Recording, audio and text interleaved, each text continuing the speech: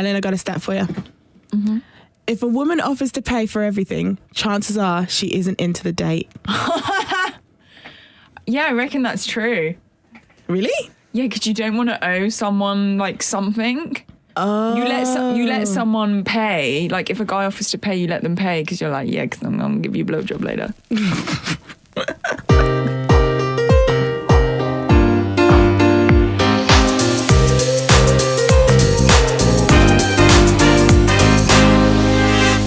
Hi guys, I'm Helen. I'm Renee. Just two girls from very different backgrounds, every week discussing pop culture, peen, and everything in between. Follow us on Twitter @NoSexPod. We want to hear from you. So, how's your week been, Helena? I'm pretty annoyed with my housemate at the moment. Why? So I live in a flat share. There's three of us. It's me. I'm female, and a girl and a guy. And so I'm quite lucky that obviously I rent in London, but I have a private landlord. And so I would be allowed a dog. Yes, I remember you mentioning that. And I'm a massive dog lover. And someone I work with has a pregnant wife, has just moved to London, and every flat they are looking at, it says no dogs. Which is really annoying to me. I don't understand that. I don't get... That's like my big bugbear about London. I kind of get it from the landlord's perspective.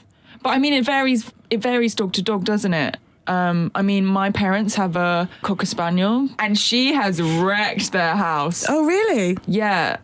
She's like scratched the doors, you know.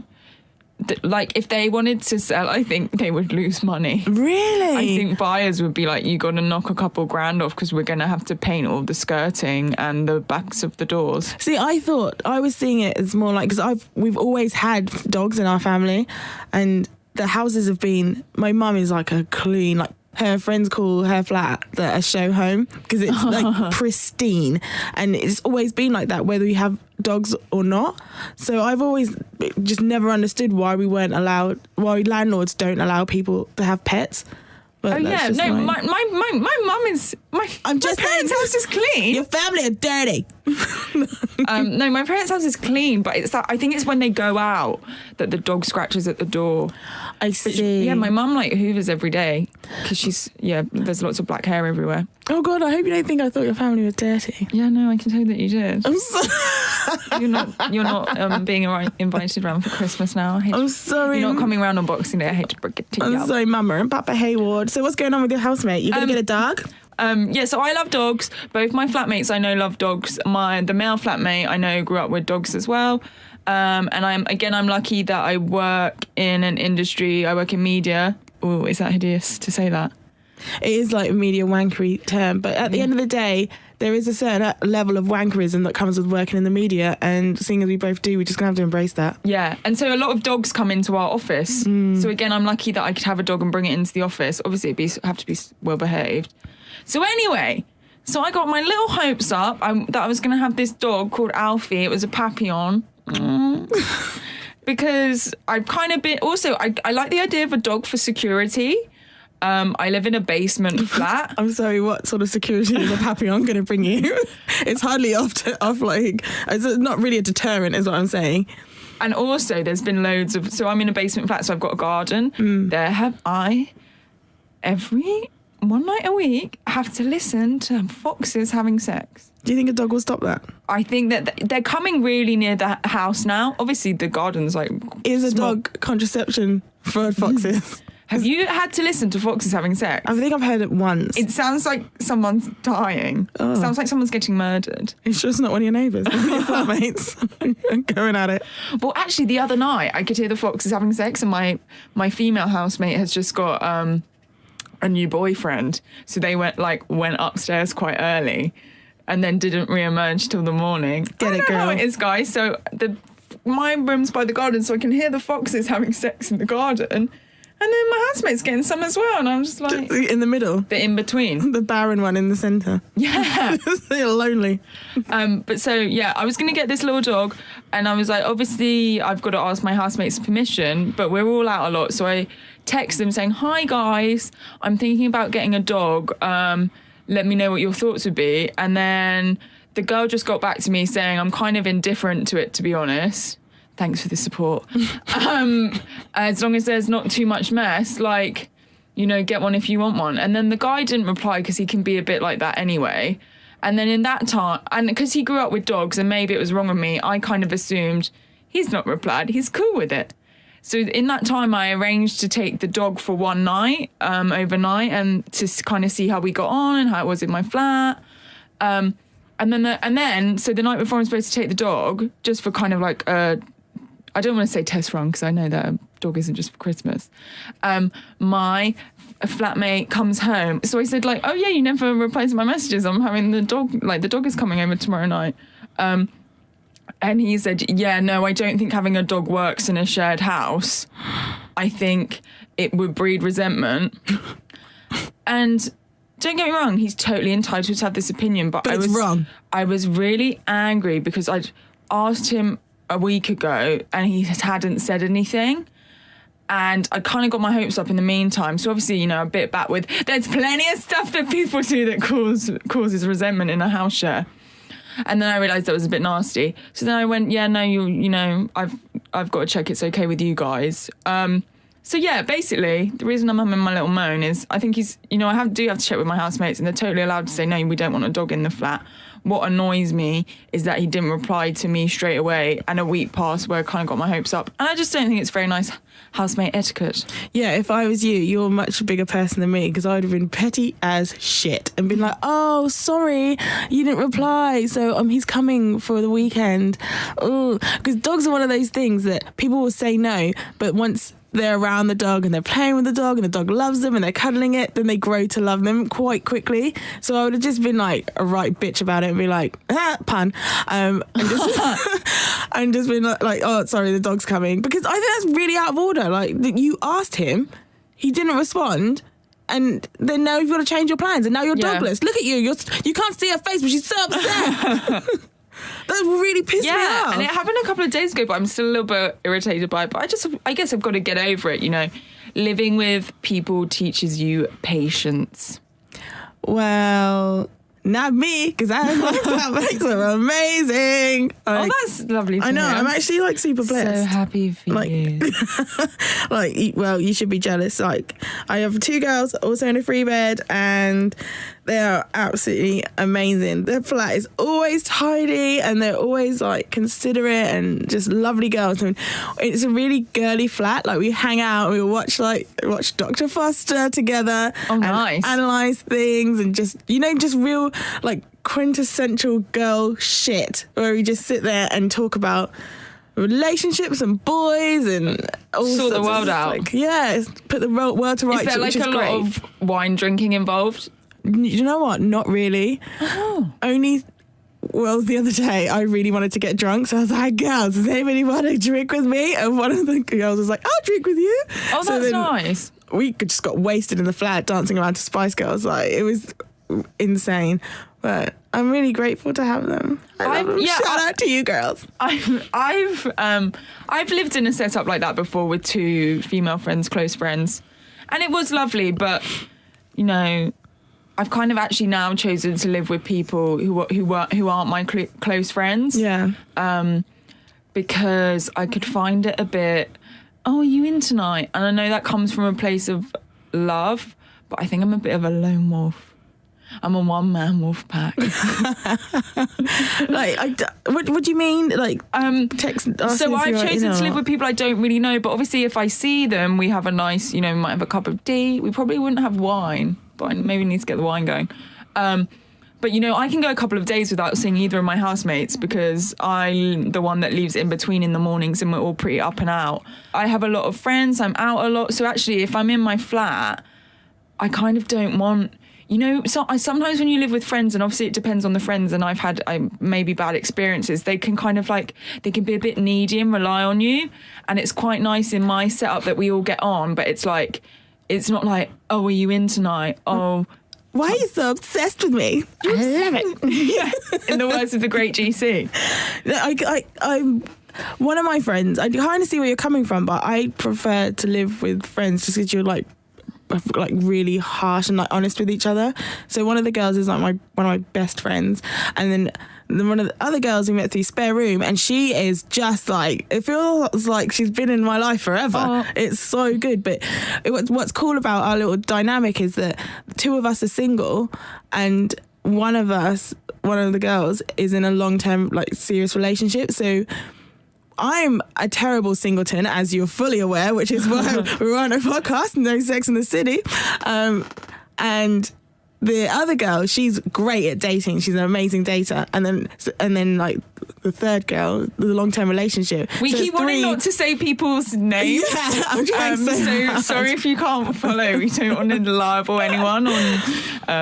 Maybe next time should ask permission before we talk about people. Think this too. But love you all. It's just 3 different kind of viewpoints on things, which is really cool. And one of the girls got a message the other day, I hope she doesn't mind me saying, but like from an ex just out of the blue, and it just made me think. It actually sparked off this whole discussion about, like, if you break up with somebody, do you still contact them? Do you stay friends with them? Are you friends with any of your exes? Like, no. And it's pretty cool. Thanks. Thanks for the thrilling discussion. No, I'm not friends with any of my exes, and it's pretty black and white for me. And I think I've actually said to an ex when they've been like, "Let's stay friends," I've gone for that "we were never friends" line. Oh shit. Yeah, I can't stay friends with exes. I know some people do, but I think, and that's not even like because I'm not over something. I think it's just like, yeah, we were never friends, and being intimate and physical was such an intrinsic part of our relationship that it's hard to take for me to forget about that. Even after time? Yeah. Maybe I've just got this blanket rule and I've never had someone get back in touch, but yeah, I think I need a clean slate when a relationship ends. Yeah. But what about you, I think you know, I have like a really weird relationship with one of my exes that we're actually like, it's an odd situation that we talk every day pretty much, just about random stuff, conspiracy theories, you know, how his mum is, how's my mum, we hang out occasionally. So how long ago were you together? Like ages. Okay, so this was like second year of uni time, and we were together for like just under 2 years, but we'd known each other since year 7, so we were like from 11 years old until, how old were you in second year of uni? Like, I don't know, 22 or whatever. Yeah. Like, so that's a long time. And I think I was 20 because I was very intelligent. No, I just didn't take a gap year. Oh God. I skipped a couple of grades. Did you really? No. Oh, okay. I thought you were. I was like, I'm learning so much about you. But it hasn't always been that way. And I remember, like, you know, when you have those relationships. Sorry, so how did you go? So you were friends, and how did you end up dating? You just got drunk one night, or I don't even know. Built up for a while. I just remember we used to talk a lot on MSN Messenger.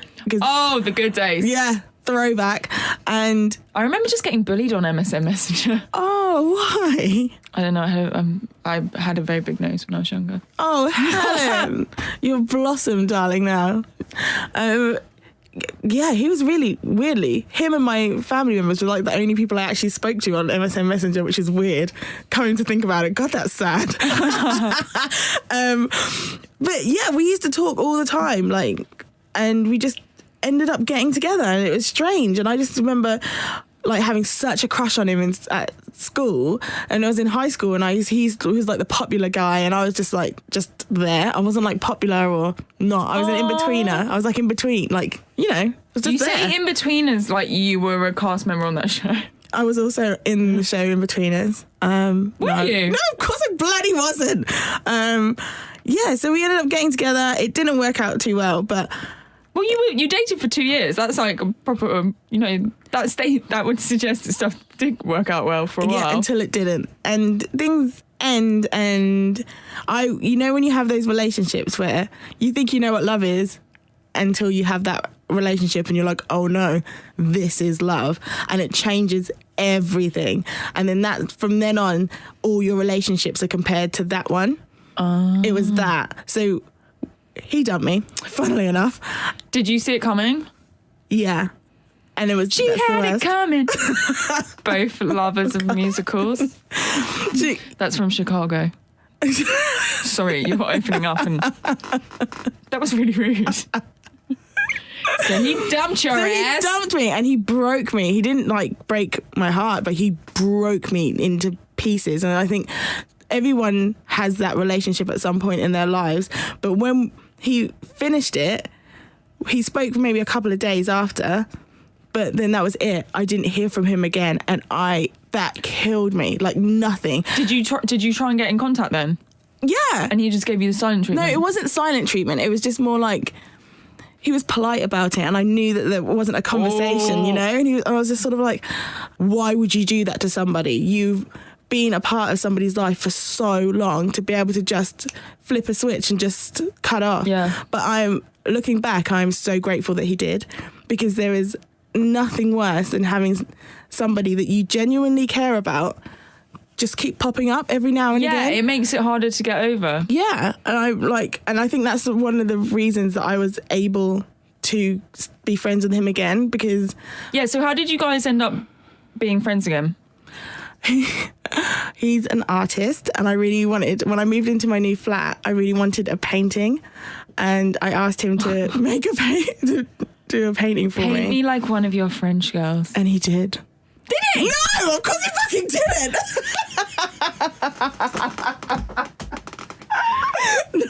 God, you're like baiting me tonight. No.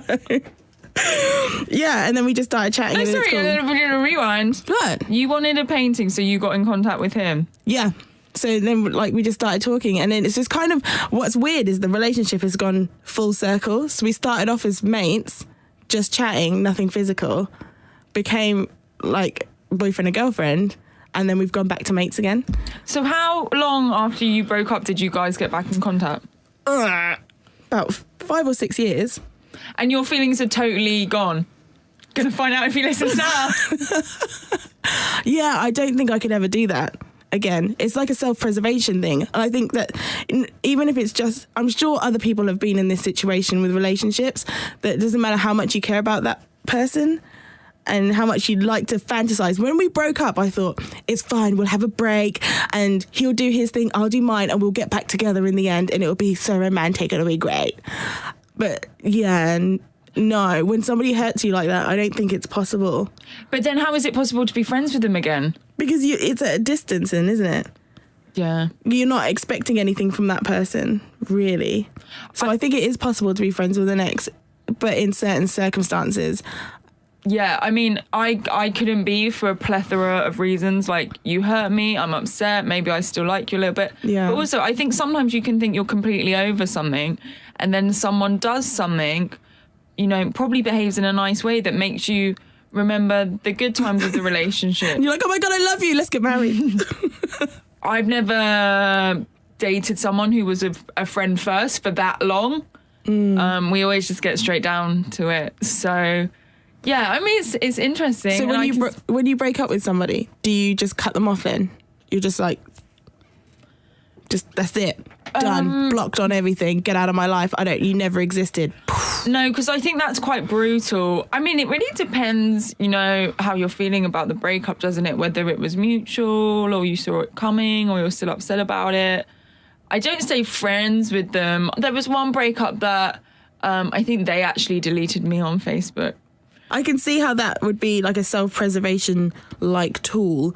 What I have done, almost because you don't want to be dramatic and cause issues, is when it's a mutual breakup, is on Facebook, like, remove someone from my feed. Or, so yeah, on Facebook and Instagram you can do that. Because like then you can go have a little looky if you want, which I think gets less and less as time goes by, because you obviously get over it.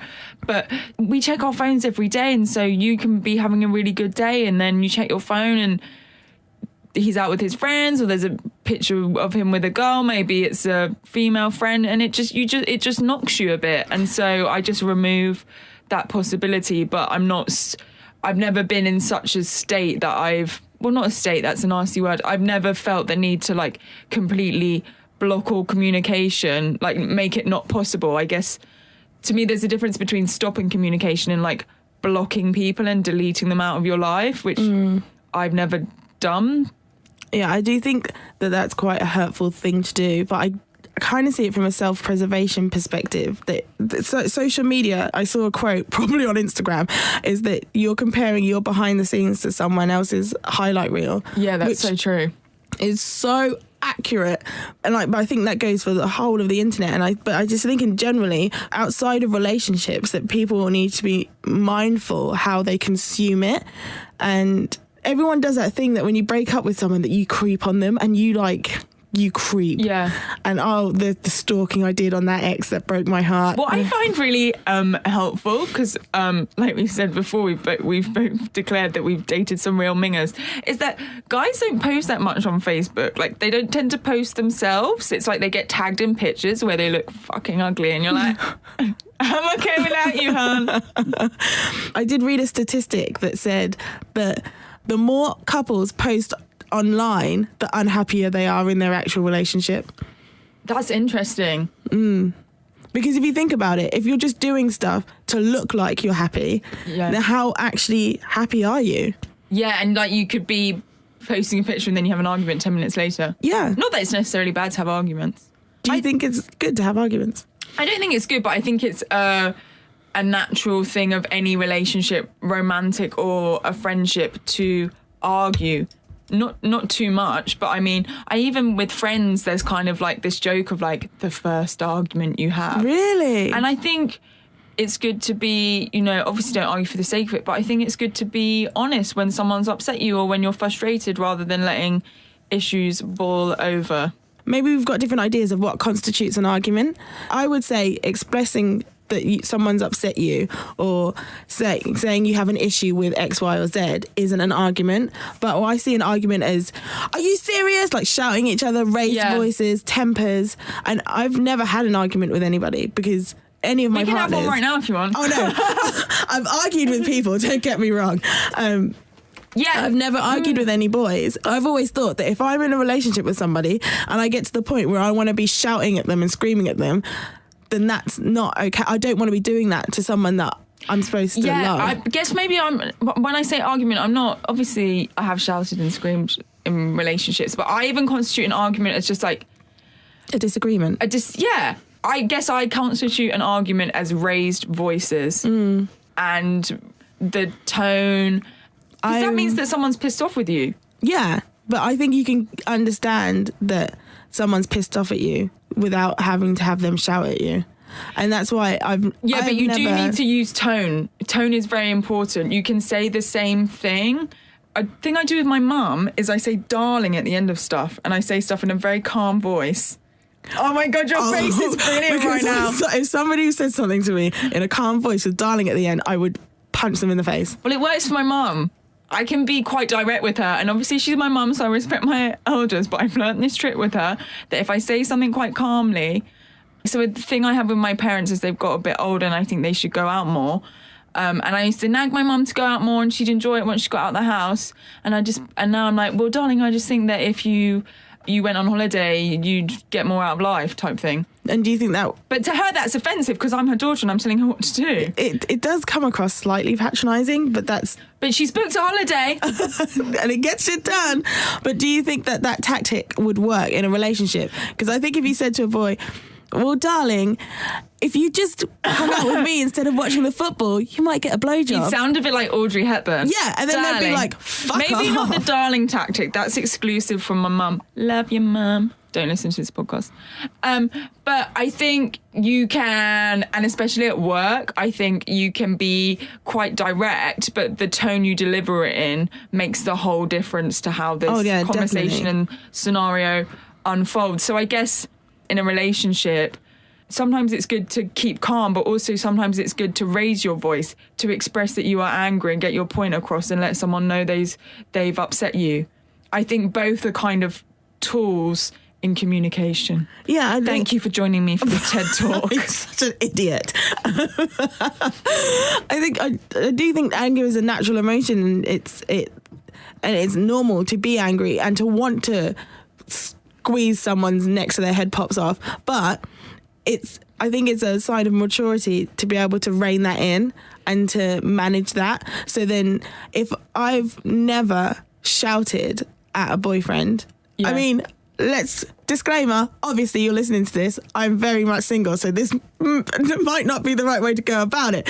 But I've never shouted at a boyfriend. And if one of my exes did shout at me and I knew then and there, well, we're not going to be together for much longer, because I will not allow that. Because I just think as two adults having a conversation, if you're that angry, just go, I need a minute, and walk off. Like, you don't need to be there shouting at someone. Yeah, but I think if someone was shouting at you all the time, it's the end of the relationship. But if you have a pretty fantastic relationship with someone otherwise, obviously no relationship is perfect, but you're pretty happy in the relationship. And then for someone to raise their voice at you and get angry, obviously you don't want them to destroy you and really upset you. But it almost is like, whoa, this actually really matters to them, and I've actually really upset them this time.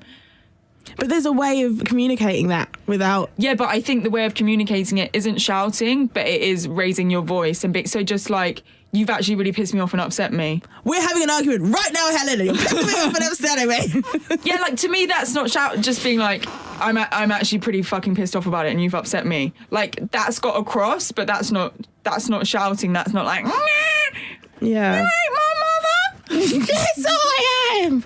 Oh, they don't make them like that. So maybe anymore. we think about, maybe we have different definitions of what constitutes an argument.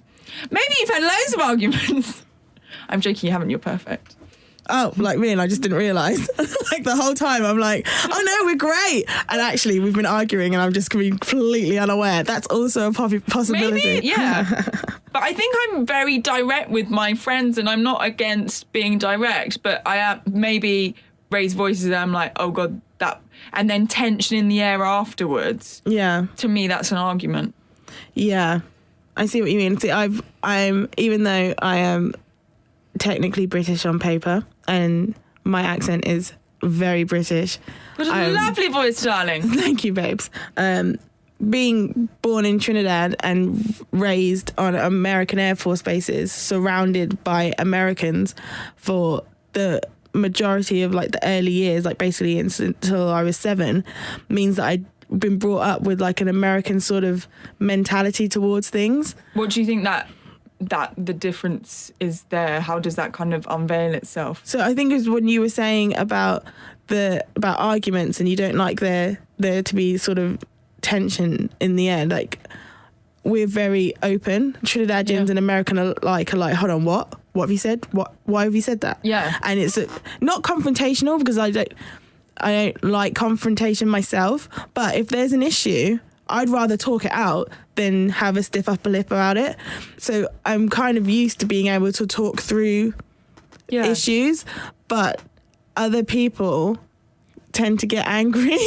I guess maybe I'm just annoying them, being like, but why? Explain why, because you're wrong, so you're going to need to explain to me. And so in my mind, I just think everybody should be like that. Why are you shouting and screaming when you can have a conversation? And if you're choosing to act that way, then you obviously don't respect me as an individual, and that means we can't be together. Bye. Yeah, it's funny, isn't it? Because obviously I would never get kind of angry at work. I might get angry with friends, but I would maybe get angry in a relationship. Yeah, maybe. Maybe it's just because I'm not getting enough D. That's probably what it is. I just want to talk all the time. Give me some penis and I'll shut up. So Renee. Yeah. What? Joking. Sorry, I just had to block this guy because I told him I don't want to date him and he keeps messaging me. He got it bad. Anyway. So Renee, I was getting the bus home because I love to get the bus. And this couple were really going for it. What do you mean? Wrapped around each other, snogging. And it was a bit like, cool guys. How do you feel about PDA? So I don't like it.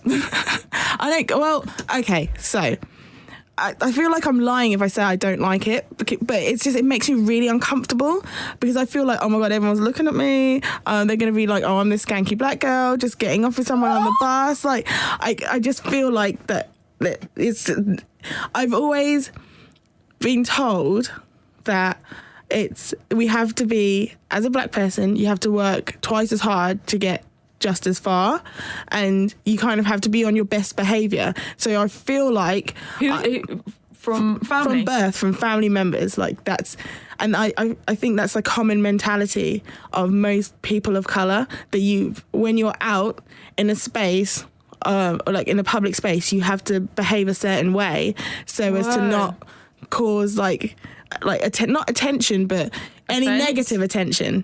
Well, it wouldn't be offensive being there, but like just normal, just no negative attention. So That's crazy. Yeah. It's hard being black, girl. There's been times when like a guy's like, I've been with like a guy and they've tried to like kiss me and stuff, and I'm like so conscious of people looking at me and thinking, oh God, these black girls, because there's also that thing of you represent the whole of the race. So I feel like I have to behave properly, even though there are times when I'm like, I'd love to kiss your face, but as soon as it's like we're in a public place, that I just no. I mean, not at uni, because uni's different and uni brings out your inner hoe. So, but yeah, I don't like it. But then again, I have been on a date before, the best date I have ever been on in London. Right. This is a little side story for you. So I met this guy on Tinder. Oh my God. So the only reason I had Tinder is because I was going to get my nails done, and the girl doing my nails met her boyfriend on Tinder. The girl getting her nails done met her boyfriend on Tinder, and she was about to go to a wedding of a couple that met on Tinder. Whoa. And the girl doing her nails also met her then husband on Tinder. So they were all like... Was this nail salon like sponsored by Tinder? No. #spawn. They were like, get Tinder, you've got to get Tinder, blah, blah. So they got Tinder and they were like swiping, like, this guy's nice, whatever. And that weekend I had a little swipe, and then I matched with this guy.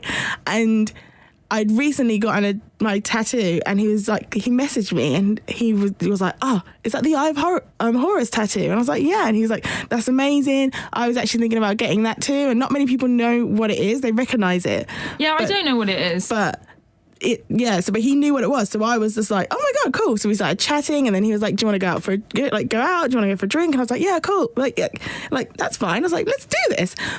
And then this is the bit that got me. This is the bit.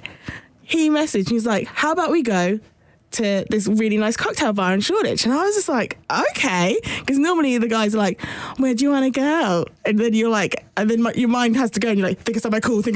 Yeah, like, you don't know what to suggest. It's like you don't know whether to go like pub or somewhere. You want to see, it's a date, so you want it to be special, but you don't want to just go to the pub, but then you don't want to suggest somewhere too wankery. Exactly. But I like to go to wankery places, so. You fool. So if anyone has a Soho House membership, please get in touch. God. At No Sex Pod on Twitter. Or just get in contact with me directly. So he found this really cool bar that I wanted to go to. It's like this experimental cocktail place. You know, the ones where each cocktail has a story, and they come over and it's like a big, elaborate production. That's a really great place to go on a date. Right? So I'm like super impressed. As we get there, he goes over. Texting the flatmates, I'm not coming home tonight, girls. Stupid, shut up. One cocktail in. We get there, and he goes up and he's like, hi, I've got a reservation. And I was like, whoa! So not only has he found this place, he's called ahead, he's made a reservation. At this point, I'm like, when's the wedding? Should I? No, you're not. I am fully like, wicked. We're going to get married. This is it. I already know what shoes I'm going to wear. It's going to be great. Renee's pretending. She's not like that. We have the date, we get a bit tipsy, and we get the tube home, and he just grabs me and kisses me, and it's the hottest thing. Like, you know when a guy like grabs you, like when he has his hands on the small of your back, but like firm, and I was like, oh my God, it was so good. But then it came screaming back to me like, we're in a public place, and then I just like couldn't enjoy it after that. Yeah. Well, so then when you separated your mouths from each other, were people looking? I don't know. With jealousy. I don't know. I was just like, this is amazing. And I was just like, I can't believe I'm getting off with somebody on the tube. And then he got off before me, so then I had to sit there for one stop like, hi, I was the girl that was snogging in the corner. Did he wave to you as he got off? I don't remember. I probably didn't look, just out of pure awkwardness. That would be funny. But yeah, so I think in certain situations, I do also like a handhold sometimes. I think that's quite cute. Yeah. But I don't think handhold class as PDA. does it not? I hold hands with my friends. Oh, that's so nice. Yeah. I link arms with my friends. Just like don't want to lose each other. I link arms with my friend Anna. Like that's what we do. But yeah, what do you think about PDAs? Just sitting on the bus watching this couple get off of themselves, just taking photos and enjoying it. Putting it on my Instagram story 'cause they love that. Enjoying the show. So yeah, I'm not seeing other people do PDA. Makes me feel uncomfortable. But I think I've been guilty of doing it myself. I was going to say, you strike me as the kind of girl that would PDA. You love it. Sorry, what's that mean? Like, you just strike me as the kind of girl that would just be like, yeah, let's get off with each other. This is my man. Look at me, suck his face. Oh my God, I'm so not like that. What? Sorry, this podcast. Bye, guys. Thanks for listening. What? What are you like? We gotta wrap this up. We're gonna have you want to see what an argument is? What you said just really upset me. No, for that reason, I try to not do too much PDA, and I have Renee, it's actually got me into trouble before in a relationship. Oh, really? Yeah. What do you mean? That they said I wasn't affectionate enough. Oh, that's in public. not good. Obviously, I was in the bedroom. So obviously I've been guilty of doing it. Kind of awful. I know it sounds a bit basic bitch, but probably when drinking's been involved, because it's probably. Because you drink, you get horny. Yeah, I get it. And you want a little snog. Maybe I have weird rules in my head that I haven't really thought through, but I should, do some kind of thesis. What? On public displays of affection. What is okay and not. I mean, I wouldn't, I'm not a fan of PDA, basically, to conclude. But I do it a little bit, but not loads. I wouldn't, try not to do it on the bus or the tube. But maybe you can end up doing it when you're on a date, and it's like you're not going home together because you're a classy lady. Not that it's not classy. I was gonna say, yeah, that sounds very unlike you, Helen. What? I'm joking. I'm frigid as fuck. That's why I start the podcast. But so say you're going on a date and you do want to kiss, but you don't want to go home with them because it's 21st century, you can do what you want. Then you might be, but you're, not going the same route home. You can kind of be hovering, like, kiss me. Just staring into the twilight. Sorry. That is a great song. Yeah, Sixpence None the Richer. So that's kind of when you can end up PDAing because you're waiting to be fucking snogged. Snog me, boy. But try not to do it too much. I mean, I don't do it in a relationship because, like, you're not waiting to be kissed. You just kiss. Do you know what I love? I love it when you're in a car and he's driving and he puts his hand on your leg. I love that.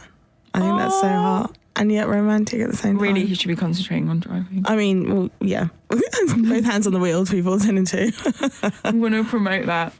Yeah. So I PDAs, don't be gross about it. Let's be honest. You don't have to suck each other's faces off in public. It's uncomfortable because if, for example, you were sitting on a bench and were sucking each other's faces off and a passerby just stopped in front of you and watched, you wouldn't like it. So don't force it on us, is what I'm saying. On that note. But then again, they are hot in certain situations. Yeah, it's just do what makes you feel good. I'm undecided on PDAs. Yeah. I just don't want to see yours. Mine, personally. Yes. On that note, thank you so much for listening to our third episode. We hope you've enjoyed it. Even if you haven't, subscribe on iTunes. It'd be really helpful if you could give us a little review, 5 stars. And subscribe. It will help other people find the podcast. Yeah, and lick us, Jesus Christ. Don't lick us. Please don't. That's not okay. Link up with us is what I'm trying to say. I've got a cold. My brain is a mess. Don't lick us. Whatever. I mean, you can lick us. Please don't lick me. if you want to lick Helen. If you're a dog. That's up to you. And you'd like to be rehomed. We are at No Sex Pod on Twitter, so it'd be really cool to hear your thoughts, actually, because we just splurge out all our opinions on things, and it would be cool. Like, this is a discussion, yo. Like, yeah, if there's anything that you talk about with your girlfriends, or you think that should be spoken more about, what you liked about the podcast, constructive criticism. I mean, don't be nasty. We're only human. yeah. So thanks. Thanks. Bye. Bye.